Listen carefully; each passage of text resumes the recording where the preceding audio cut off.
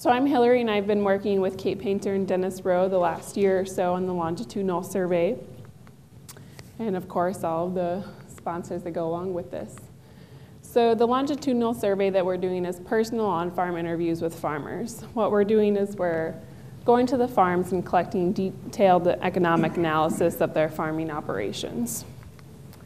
And with this, we're also collecting year-to-year changes. So if they're seeing a lot more diseases this year versus last year and items like that. And recording harvest dates and planting dates and other operation dates as well. And then we're asking about other relevant topics. Technology adoption, if they're using their smartphone, pests, like I mentioned before, environmental concerns like glyphosate resistance, things like that we're asking about as well. So the goals of our survey are to create a baseline for the cost of production of wheat in the Pacific Northwest.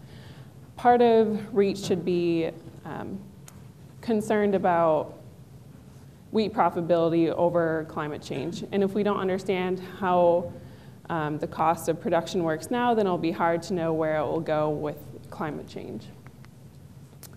And then also learn from innovative farmers. A lot of the farmers that we're talking to have worked with university research before, and they're really concerned with making their farming operation the best it can be.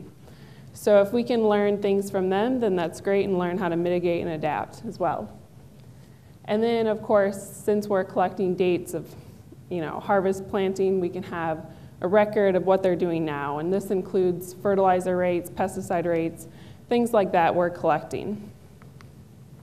So of course, this is our AEZs, and we're separating these farmers by zone. All of the orange dots are participants in our survey.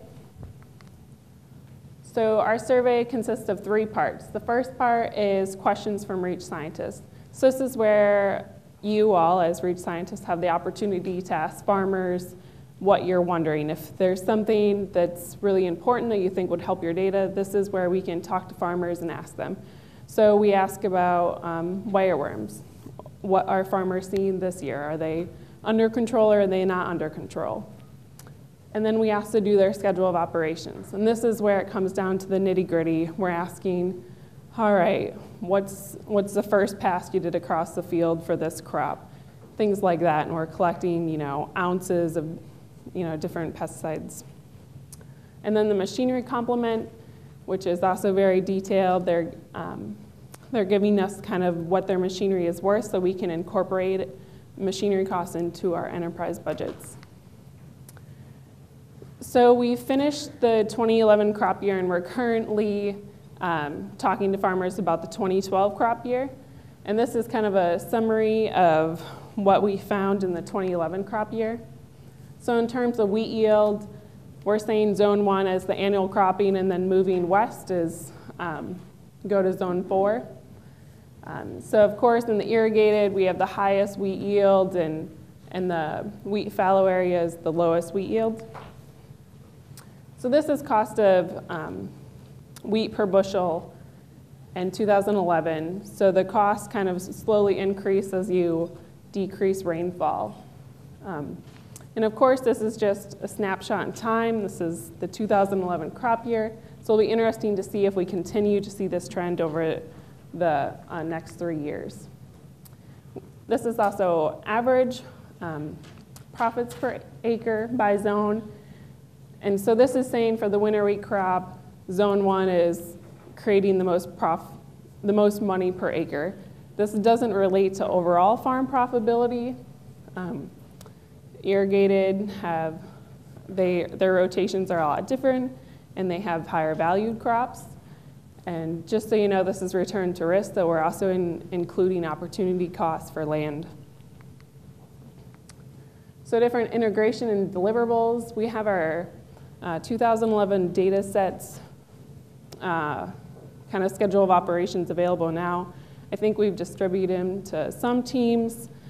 Because this is all confidential, it isn't something that we want to just lay out there for everybody to look at. But if you think it'll be useful, you can certainly talk to us, and we can give you that data.